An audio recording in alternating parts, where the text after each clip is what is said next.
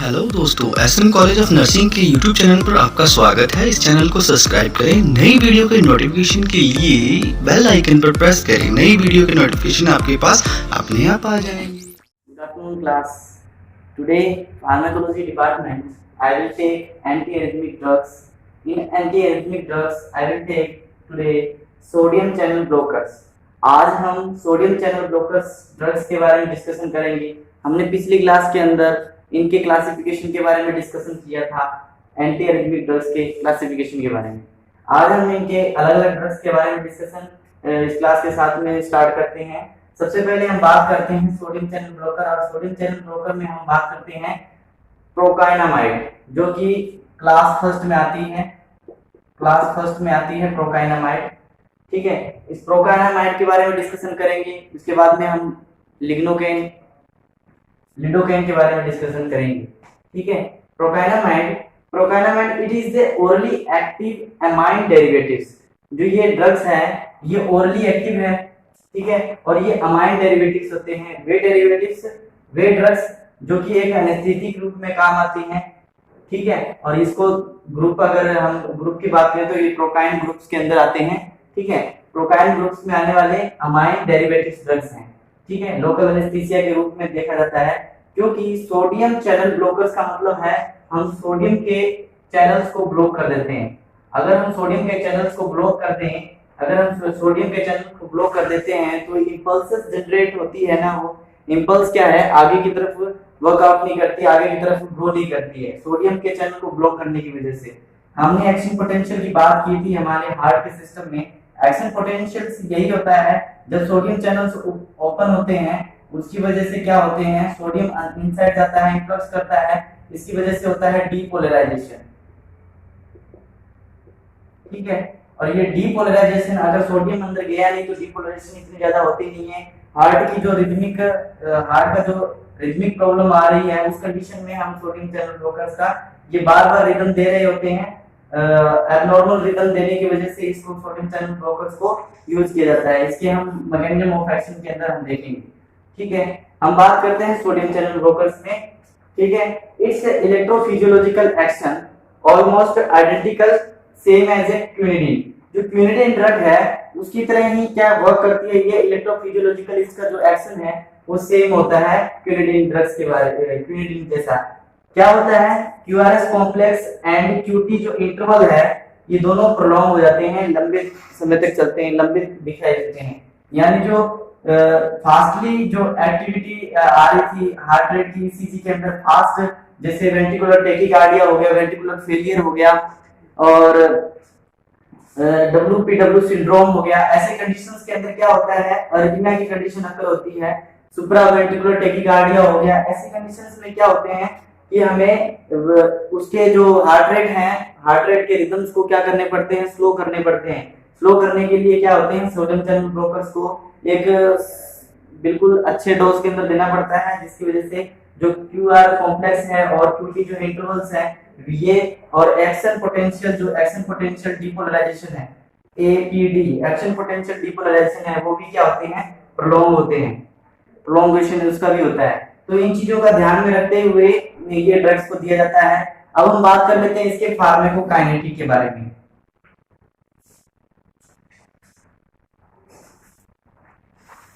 अगर हम फार्माकोकाइनेटिक के बारे में डिस्कशन करें इसके, तो ये वेल एब्जॉर्ब है। फार्माकोकाइनेटिक के बारे में डिस्कशन करें इस ड्रग के,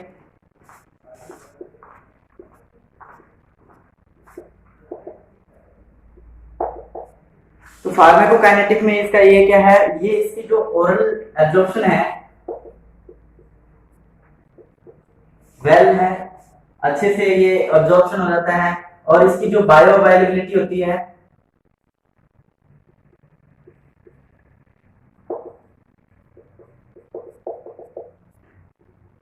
70% इसकी बायो अवेलेबिलिटी होती है, 70 to 75% इसकी बायो अवेलेबिलिटी होती है। साथ में इसका प्लाज्मा का जो कंसंट्रेशन है वो 1 घंटे के अंदर जो प्लाज्मा का कंसंट्रेशन है, प्लाज्मा प्रोटीन बाइंडिंग और प्लाज्मा में कंसंट्रेशन है, वो 1 घंटे में 1 आवर्स के अंदर ये पीक लेवल पर होते हैं, पीक लेवल पर आ जाते हैं plasma concentration.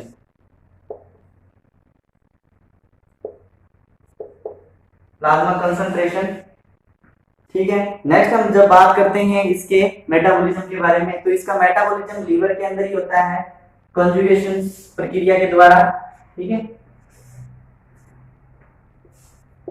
Metabolism in liver, ठीक है, metabolism in liver and excretion out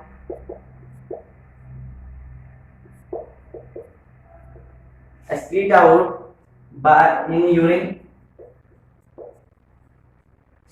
ठीक है, और इसके प्लाज्मा हाफ लाइफ की अगर हम बात करें, अगर प्लाज्मा हाफ लाइफ की बात करें तो ये 3 से 4 घंटे इसकी प्लाज्मा हाफ लाइफ होती है। ठीक है, तो ये जो थोड़ा इसका जो फार्माकोकाइनेटिक था इसके बारे में डिस्कशन किया। नेक्स्ट हम बात कर लेते हैं इसी ड्रग के बारे में, इसके डोज के बारे में।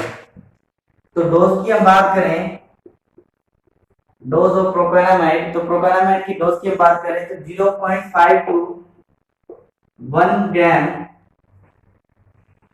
ग्राम ओरली,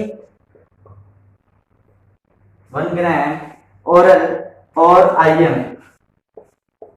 इसको आईएम भी दे सकते हैं, और आईएम 2 आवर्स भी देते हैं। ठीक है, followed by 0.25 to 5 grams every 2 hours, मतलब 0.25 टू 0.5 ग्राम हर 2 घंटे के अंदर 0.25 टू 0.5 ग्राम देना है, और कितने तक देना है, 1 ग्राम तक देना है। 2 घंटे में इतना दे दिया, अगले 2 घंटे के अंदर 1 ग्राम तक दे देते हैं, और 1 ग्राम देने के बाद में इसको क्या करते हैं, इस डोज को 1 दिन के अंदर कंप्लीट हो जाता है, पर डे के हिसाब से देना है। ठीक है, उसके बाद में हम डोज की बात करते हैं, यूजेस की बात करते हैं, सॉरी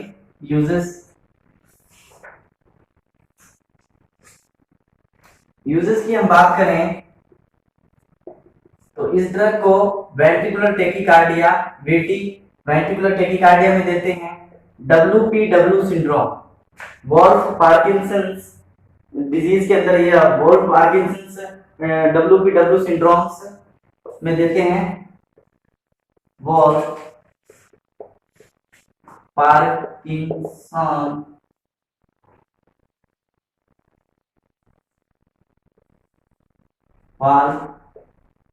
सिंड्रोम, इसके अंदर देते हैं। ठीक है, WPW सिंड्रोम क्या होता है, जो एवी नोड होते हैं, एवी नोड से जो इंपल्स जाती है बंडल ऑफ हीज पर, सॉरी ऐसे नोड से एवी नोड पर जाती है, जो ऐसे नोड से एवी नोड पर जो इंपल्सेस जाती है, जो हार्ट के अंदर इंपल्स जाती है एवी नोड पर, तो ये एवी नोड पर ना जाकर के डायरेक्ट ये परकंजे बंडल ऑफ हीज पर चली जाती है, बंडल ऑफ हीज पर चली जाती है। हार्ट की जब बात करते हैं, हार्ट में जो हार्ट रेट होता है, ये ऐसे नोड से एवी नोड पर जाती है जो इंपल्सेस है, तो ये इसको बाईपास कर जाती है, एवी नोड पर नहीं जाकर ये सीधे बंडल ऑफ हीज पर चली जाती है डायरेक्टली। तो इस कंडीशन को क्या बोलते हैं, WPW सिंड्रोम होता है। इसकी वजह से जो ECG के अंदर हमको वेव दिखाई देती है, तो ECG में हम वेव देखते हैं तो P वेव आती है, लेकिन जो QRS कॉम्प्लेक्स बनता है वो QRS कॉम्प्लेक्स इस तरीके से बनता है कुछ। ठीक है, जिसमें क्या होता है, जो PR इंटरवल्स हैं उसमें Q एब्सेंट होता है, Q जो वेव्स होती है वो एब्सेंट रहती है। ठीक है, इसको WPW सिंड्रोम बोलते हैं। नेक्स्ट हम बात करते हैं और इसमें वेंट्रिकुलर फेलियर के अंदर दे सकते हैं, अरिथमिया के अंदर दे सकते हैं। ठीक है, ऐसी कंडीशंस के अंदर ये ड्रग्स का यूज होता है। नेक्स्ट हम बात करते हैं इसकी साइड इफेक्ट के बारे में। साइड इफेक्ट की हम बात करें तो साइड इफेक्ट में ये नॉर्मली साइड इफेक्ट इसके देखने को मिलते हैं नोजिया वोमिटिंग के साथ में,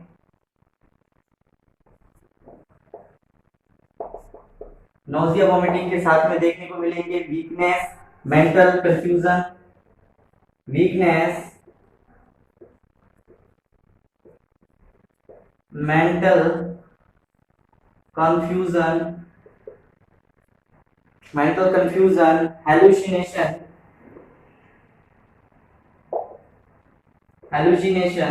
हेलुसिनेशन कोई हमारे पास में कोई ऑब्जेक्ट नहीं होता है किसी जगह पर और हमको वो दिखाई दे रहा है तो वो हेलुसिनेशन के अंदर आता है। अगर कोई ऑब्जेक्ट पड़ा है और वो हमको दूसरी चीजें दिखाई दे रही हैं, जैसे रस्सी पड़ी है हमको सांप दिखाई दे रहा है, तो वो इल्यूजन होता है। लेकिन अगर कुछ भी ना हो, उस जगह पर कुछ भी ना हो और फिर भी हमें वो चीज दिखाई दे रही है या सांप दिखाई दे रहा है, तो उस कंडीशन को क्या बोलते हैं? हेलुसिनेशन बोलते हैं। ठीक है, ऐसी कंडीशन देखने को मिलेगी। साथ साथ में फ्लशिंग देखने को मिलेगा, फ्लशिंग, और फ्लशिंग के साथ में हाइपोटेंशन, हाइपोटेंशन, और साथ में cardiac arrest, cardiac toxicity, cardiac toxicity देखने को मिल सकता है। ठीक है, और लास्ट वन हम बात करते हैं तो hyper sensitivity.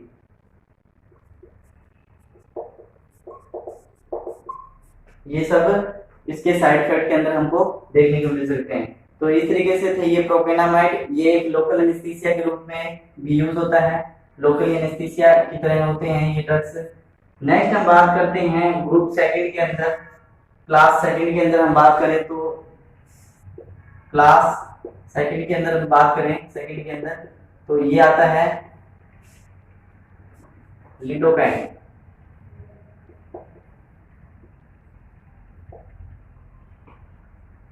Lidocaine drug, lidocaine,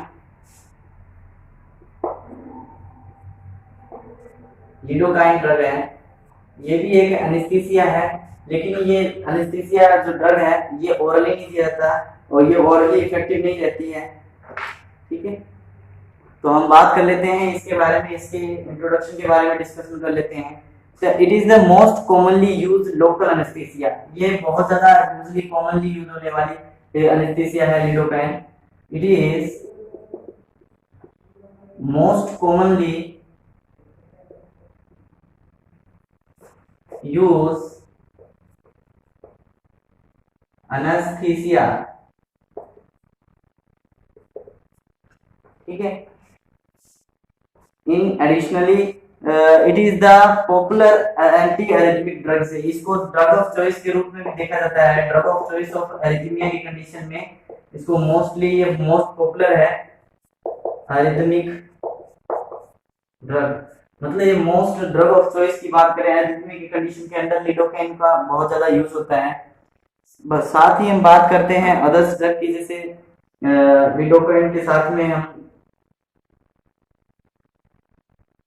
प्रोकाइनामाइड हो गया, ये सब ड्रग्स का भी देखने को मिल सकते हैं। फिर हम इसके मैकेनिज्म ऑफ एक्शन की बात करते हैं। Mechanism of action same is the sodium channels. Sodium channels को क्या करते हैं? ये ब्लॉक करते हैं। ब्लॉक करने के बाद में ही सोडियम चैनल ब्लॉक करने के बाद में जो एक्शन पोटेंशियल है,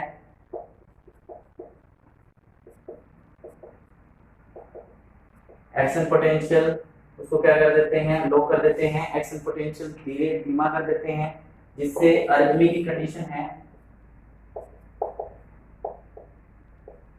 अरिथमी की कंडीशंस है वो क्या होते हैं? ट्रीट होते हैं।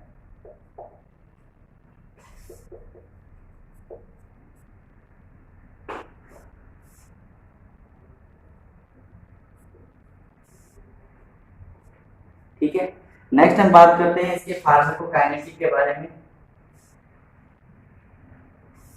अगर हम फार्माकोकाइनेटिक के बारे में डिस्कशन करें इसके, तो क्या होता है?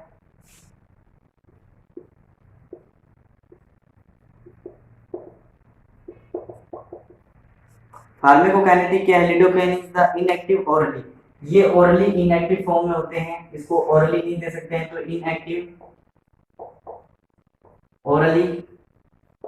ठीक है, और आईवी रूट से इसको दे सकते हैं, सबकुटेनियस दे सकते हैं, टॉपिकली इसका यूज हो सकता है। ठीक है, ड्यू टू इनएक्टिव किस लिए होता है? ये due to high first pass metabolism. इसका फर्स्ट पास मेटाबॉलिज्म हाई होता है, इसकी वजह से ये इनएक्टिव होते हैं ओरली। अगर ओरल टेबलेट्स अगर देते हैं तो ये फटाफट इसका इनएक्टिवेशन हो सकता है, क्योंकि इसका जल्दी से मेटाबॉलिज्म फर्स्ट पास मेटाबॉलिज्म हो जाता है, ठीक है। और फर्स्ट पास मेटाबॉलिज्म होने की वजह से इसकी जो बायोअवेलेबिलिटी है वो लेस होती है, ठीक है। उसके बाद में हम करते हैं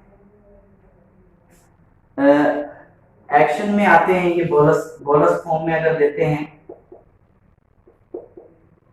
अगर बोलस फॉर्म में अगर एडमिनिस्ट्रेट करते हैं,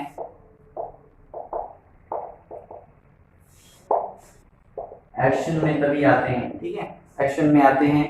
और एक्शन 10 से 20 मिनट के लिए आते हैं एक्शन के अंदर। इसका जो एक्शन टाइम होता है वो 10 से 20 सेकंड होता है, रैपिड डिस्ट्रीब्यूट होने के कारण।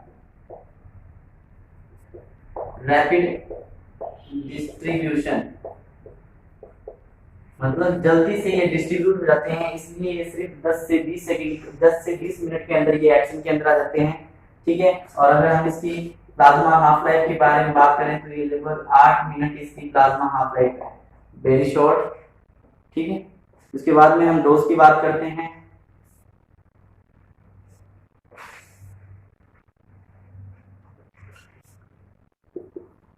डोज ऑफ लिडोकाइन, डोज की हम बात करें तो डोज इसका है 50 से 100 mg, 50 to 100 mg bolus followed by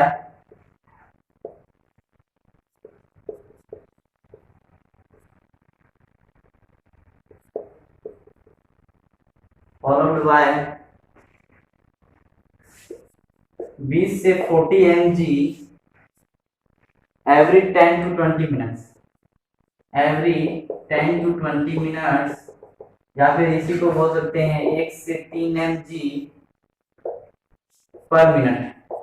अगर हम पर मिनट इसका अगर 1 से 3 mg को इसको इन्फ्यूज करते हैं, इन्फ्यूजन देते हैं इसका, तो इसका डोज हमको देना पड़ता है 50 से 100 mg, इसके बोलस फॉर्म में देना पड़ता है, ठीक है। नेक्स्ट हम बात करते हैं इसके साइड इफेक्ट के बारे में। साइड इफेक्ट की बात करें तो लिडोकाइन का साइड इफेक्ट है, जैसे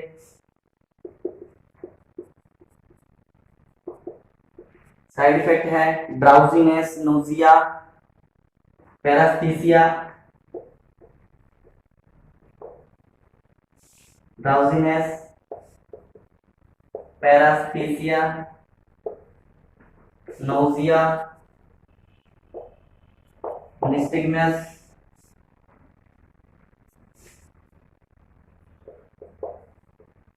निस्टिगमस,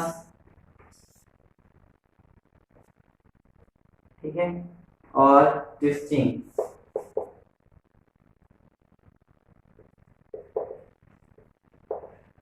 ठीक है। तो ये थे इसके कुछ साइड इफेक्ट, और साइड इफेक्ट के साथ में हमने आज लिडोकाइन ड्रग्स के बारे में भी डिस्कशन कर लिया और प्रोपेनामाइड के बारे में डिस्कशन कर लिया।